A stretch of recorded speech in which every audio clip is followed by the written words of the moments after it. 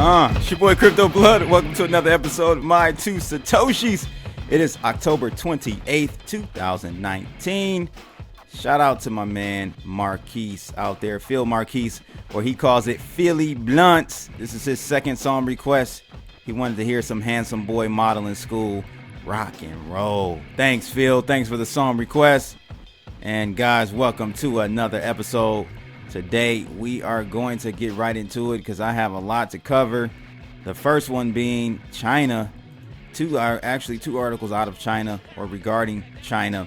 One is being that the Chinese Congress has passed a cryptography law which will go into effect January 1st, 2020. We're going to take a look at the details of this law and what this means for the citizens of China. The second article, guys, is out of Cointelegraph, and it's about China again. EOS Holds Top Spot in their rankings. They do these, I think, every quarter or every month. I can't remember, but I do recall I covered the first one they ever put out many months ago, maybe over a year and a half ago. And maybe after the second issue, EOS stayed at number one. It's been at number one since then. TRON has been going up the ranks. It's now number two.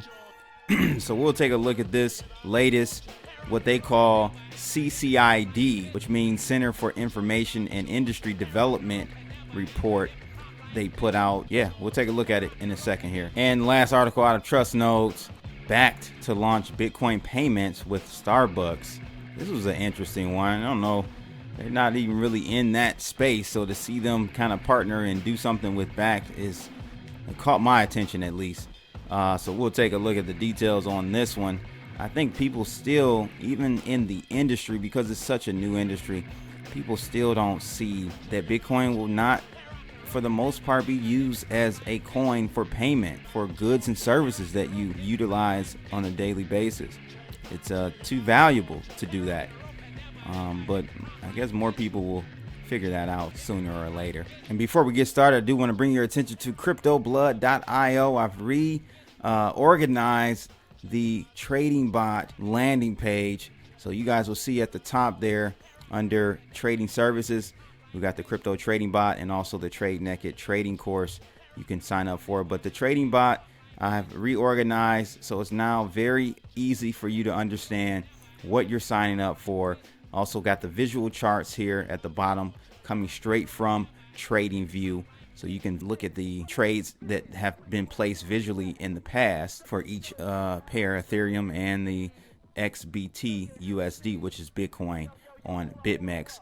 So check it out. I also have the view monthly performance logs that has been completely fleshed out, and you'll be able to see detailed trades of each pair and each month. So a very detailed view of everything, and I'll continue to keep this up to date here. But as you can see, based on $10,000 per trade on BitMEX, we're looking at a $5,700 return since November of 2018. So again, that's with only 10,000 on leverage. So depending on what you're trading, you could be trading 50,000, 100,000 on BitMEX leveraged. You can just kind of use that as a baseline, $10,000 per trade. We're out of the crypto winter where we had no volatility. As you can see, that line peaked at around 7,500 back in January, and we just went crashed in June all the way under.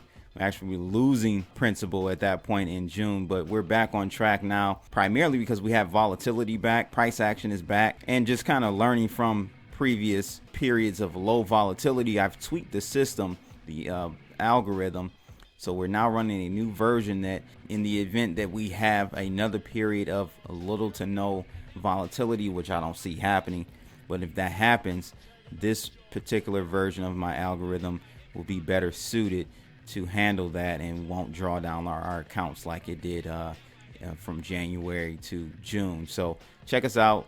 As low as $70 a month, cryptoblood.io. And I also have to point out, just before we move on, this is not even including this last little big drop and big pop in Bitcoin.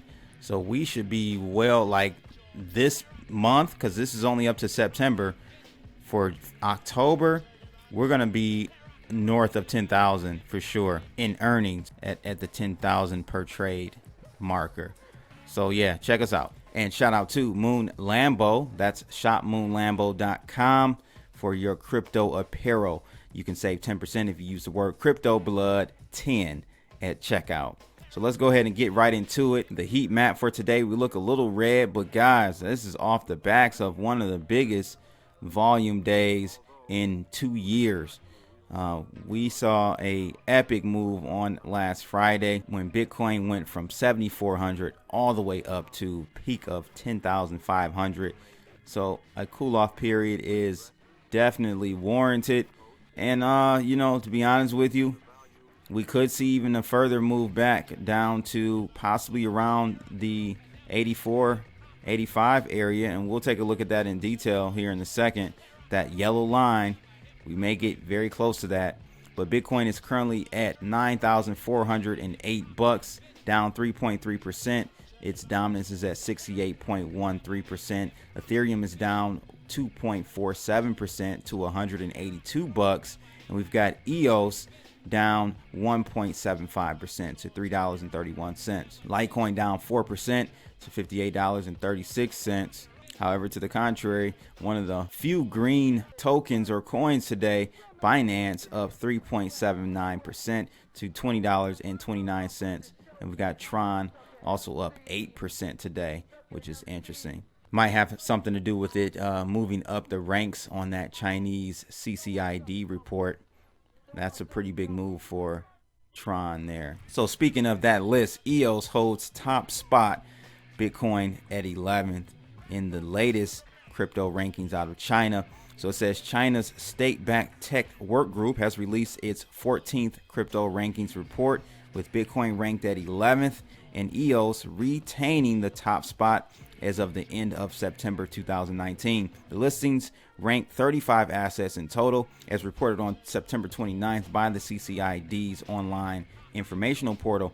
So there have been some reshuffles in this particular and latest report compared to with the last installment of rankings. This July, Bitcoin has held its position, while altcoin TRON has dislodged Ether or Ethereum for the second spot. And again, I think that we can attribute TRON being up 8% to just that very point. XRP is up from 30th to 20th ranked asset. So here's a list here. I won't go through it in detail, but you guys can definitely check it out. Interesting to see Nulls ranked number 4 there. I've seen that one before, but don't know too much about it. BitShares 5. Steam is number 6. So just to put this into context for you guys, 3 of Dan Limmer's blockchains are in the top 6. Man, that guy doesn't get enough credit, I don't think, man. He's a genius. So it kind of just goes down from there. Nano is at 13, Bitcoin 11th, XLM at 10th, Neo still up there at 9th. Don't know what Neo is doing nowadays. But yeah, there you have it. Check it out if you guys want to know more about it. Decred or Decred is at number 35. So it made the list. So it says Quantum has risen from 18th to 8th. Lisk from 14th to 7th. And Dash from 21st to 17th. So Chinese Ministry of Industry and Information Technology first launched its monthly crypto ratings report back in May of 2018 and awarded Ether the top position out of the original 28 coins. The assets are evaluated according to 3 parameters: basic technology, application, and innovation. TRON, first included in CCID's ranking this February, has reported gains of as high as 25% against the US dollar, perhaps following CEO Justin Sun's announcement of a major as yet undisclosed partnership with an alleged mega corporation. Here he goes, man. That guy is the master of just spinning stuff and pumping stuff. Oh my God. The same day, China's President Xi Jinping called for the accelerated national adoption of blockchain technology in the official speech. President Xi's intervention and positive signs from the People's Bank of China have this week sparked a major uptick in the domestic blockchain sector, spurring the stock markets and fervent interest among the public. So yeah, that Bitcoin did take off after that news of President Xi's opinion on blockchain and their initiative to be more proactive about it. came out the day after he said it. I mean, you have to, you can have your opinions about China and their communist environment and the social credit score and all that stuff. You can say all that, and I agree with some of that stuff is extreme and it is not humane. But they're a force to be reckoned with.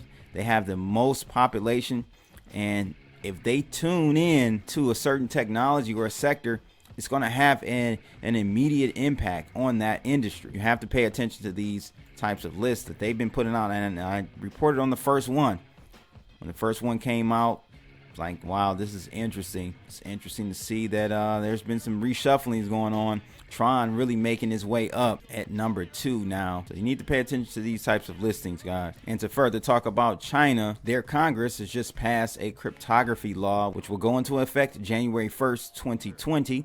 The Standing Committee of the 13th National People's Congress in China passed a cryptography law on Saturday that will be effective on January 1st, 2020, according to the Chinese media report. The announcement came one day after Chinese President Xi called on the country to seize opportunities in the blockchain technology. While China still bans cryptocurrency trading and its national digital currency is not yet hatched, crypto as an integral underpinning of blockchain technology could be the key to the country's push to be more competitive in the blockchain space. The new law aims to tackle emerging regulatory and legal challenges in commercial cryptography use cases as they play an increasingly important role in developing the Chinese economy, according to the law's latest draft proposal prior to approval. And a quote pulled from the current proposal said that clear guidelines and regulations are needed to evaluate commercial cryptography technologies used in the major fields related to the national interest, as the current loose system is not suitable for the industry anymore.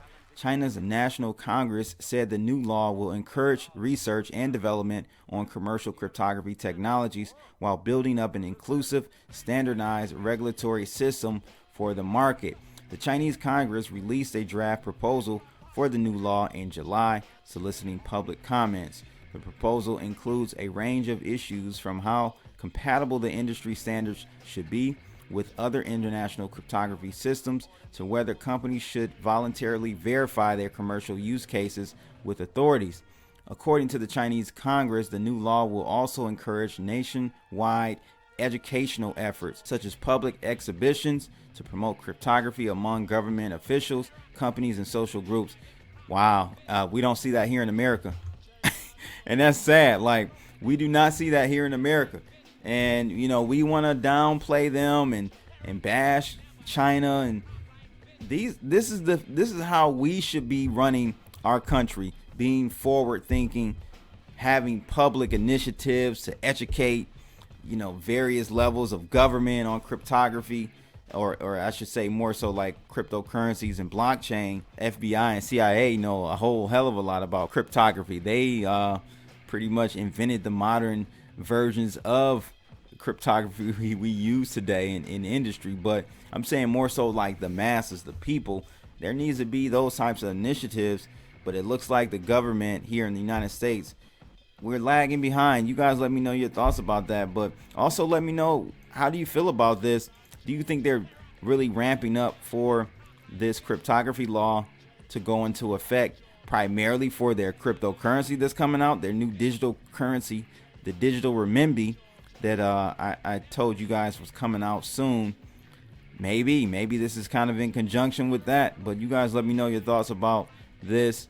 They are really ahead of the game, man. It's sad. As an American, it's sad. And last article out of Trust Knows, Bakkt to launch Bitcoin payments with Starbucks. This caught my attention. Bakkt, the new platform launched by the NYSE's parent company, has announced they are moving into the payment sector with the first launch partner, Starbucks. They say, over the last year, we've assembled a strong team of payments engineers and are nearing completion of our core payments and compliance platform.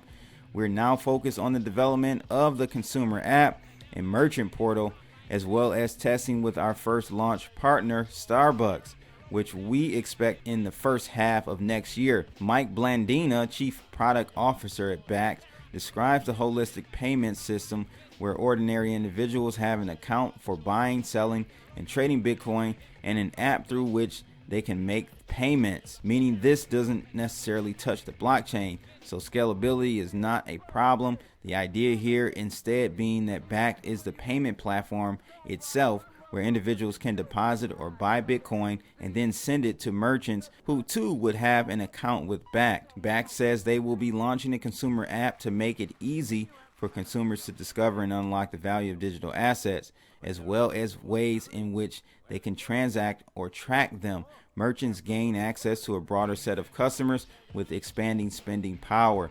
The chair of Starbucks last year hinted such Bitcoin payments may come, with this now appearing to be the confirmation that the biggest coffee chain in the world is working on accepting Bitcoin payments. Whether it will eventually extend to other cryptos is not clear, but interestingly, they refer to digital assets rather than just Bitcoin. So ETH and other cryptocurrencies might well be next. I don't understand. Like they don't understand. I don't understand how they don't understand. Basically, this is what I'm trying to say. Like, this is an asset. They even said it, a digital asset.